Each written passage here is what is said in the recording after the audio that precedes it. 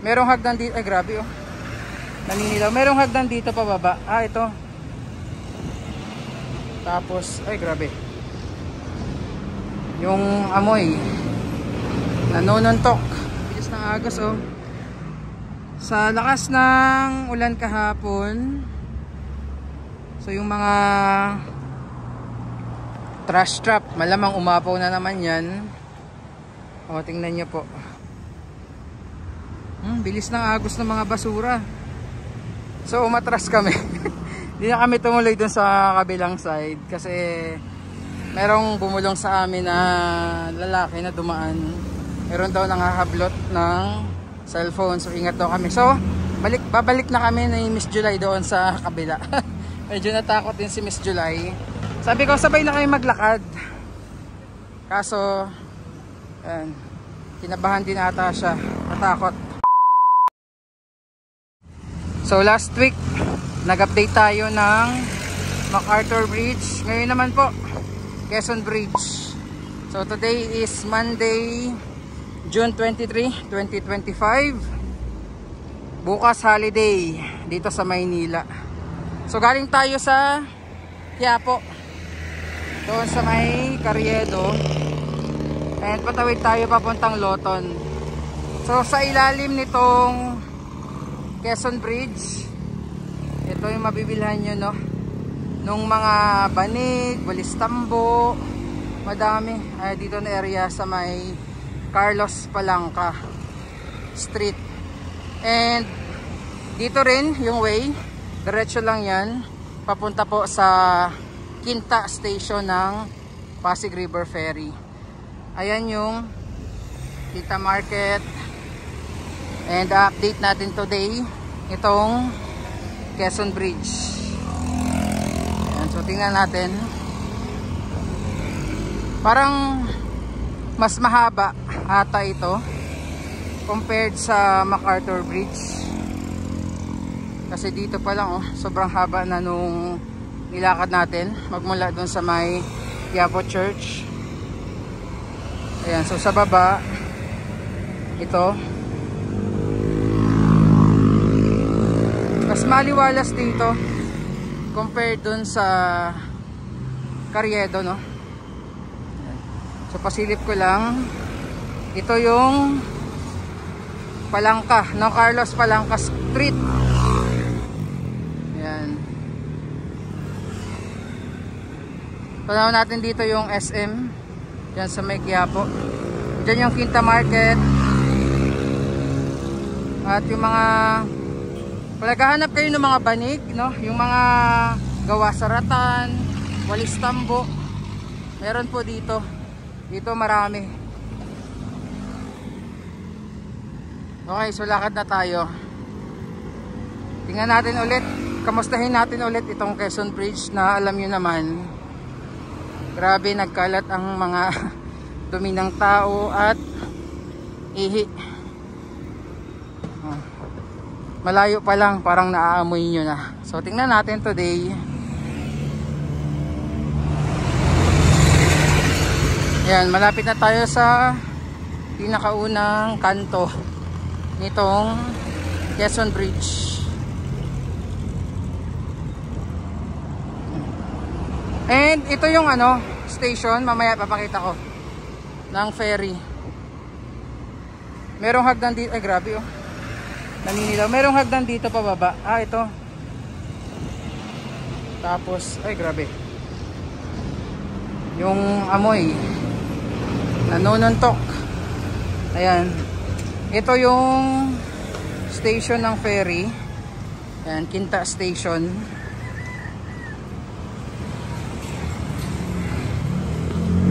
Sobrang panghi, daan nyo doon.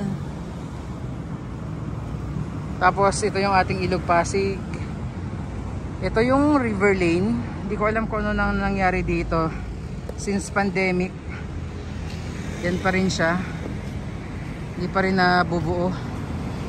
So supposedly ito ay dedicated bridge for pedestrian, no? Magmula dito sa Quiapo papunta sa Ermita dyan. Pero hanggang ngayon, ganyan pa rin oh. Lakad na tayo. Ang dami mga damit, mga tela.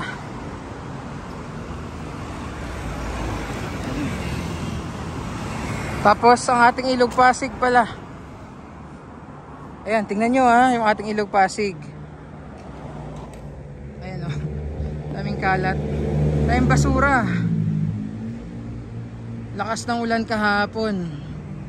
So most likely yung mga trash trap din yan, bilis ng agos oh.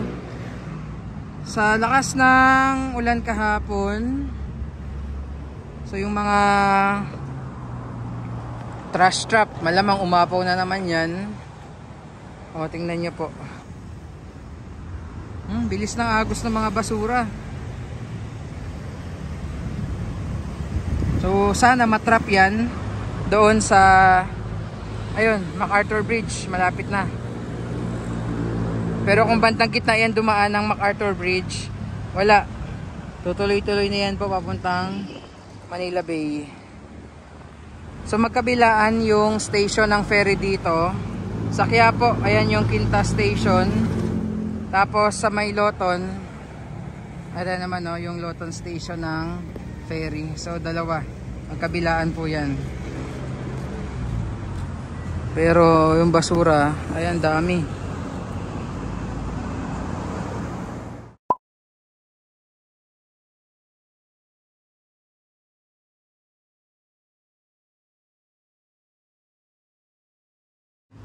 So umatras kami. Hindi na kami tumuloy dun sa kabilang side kasi merong bumulong sa amin na lalaki na dumaan. Meron daw nangahablot ng cellphone, so ingat daw kami. So babalik na kami ni Miss July doon sa kabila. Medyo natakot din si Miss July. Sabi ko sabay na kayo maglakad. Kaso ayan, kinabahan din ata siya, natakot. Okay, balik na tayo.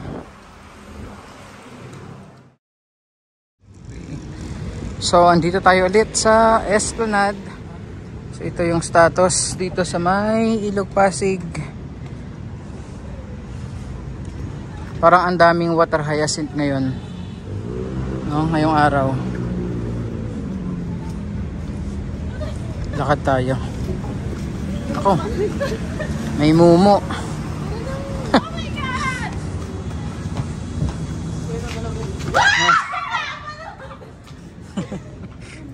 Hello. So ingat kayo pag dadaan kayo ng gabi dito sa ilalim ng Jones Bridge, no? Kung hindi si Chucky, si Mumo yung nakaabang sa inyo dito. Ayan. Kala mo hindi gumagalaw pero manggugulat. Kaya ingat kayo ha sa mga manggugulatin. Ayan. Diyan sila madalas tumambay, no? Si Chucky tsaka si Mumu. Dito sa likod. Yan. Lakad tayo. Dito tayo sa taas dadaan. Lagi na lang tayo dyan sa baba. Dito naman tayo sa taas. Ito nyo, daming water hyacinth.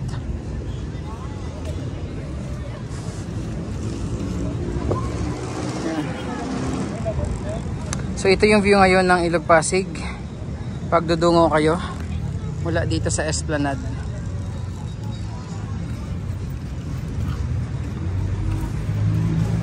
Dito tayo sa taas kasi madaming tao doon sa baba.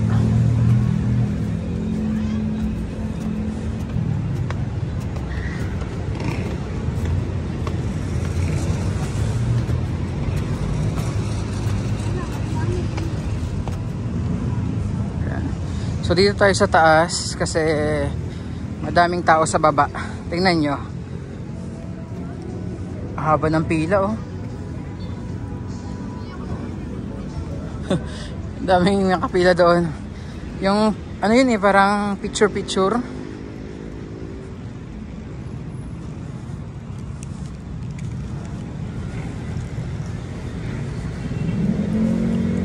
Ayan.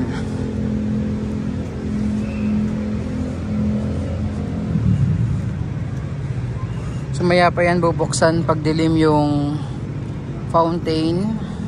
Sa mga nagtatanong pala regarding sa light show ng Jones Bridge, nag-start siya 7 PM last Saturday. So hindi ko alam kung Saturday, Sunday meron or araw lang po ng Sabado. Basta by 7 PM po nakabukas na yung light show. Basta mga around 7 PM. So daytime naman tayo dito kasi lagi na lang gabi yung update natin dito. Pagdudungaw naman kayo ngayon dito sa area, ayan, wala pa masyadong tao dito. Nasira na oh, umiwalay na.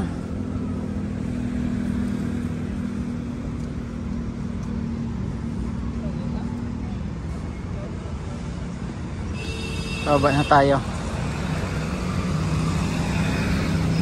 Buti hindi masyadong mainit. Ang daming water hyacinth. Oh. Dami ng water hyacinth sa ating Ilog Pasig.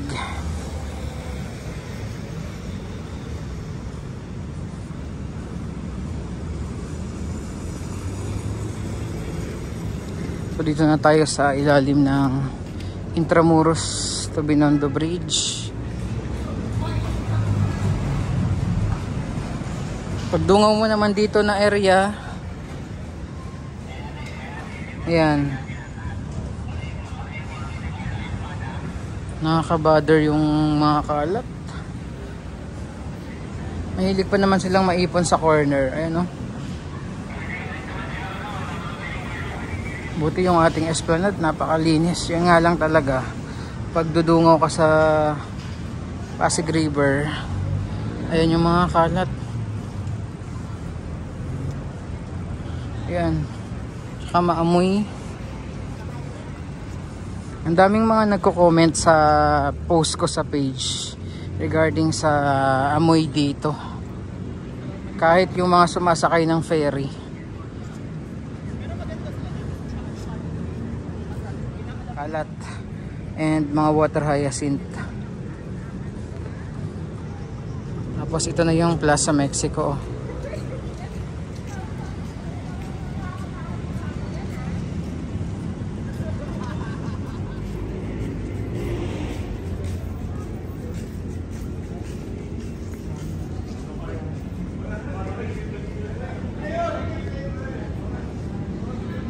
Daming kalat oh.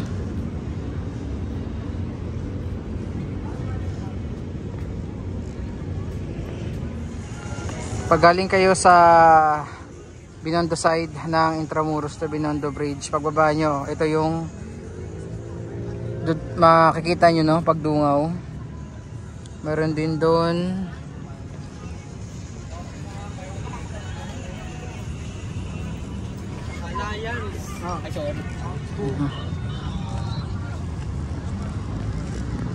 Ganda ng view, yun nga lang, agaw pansin talaga yung singaw tsaka yung mga kalat. Ayun, tingnan nyo po.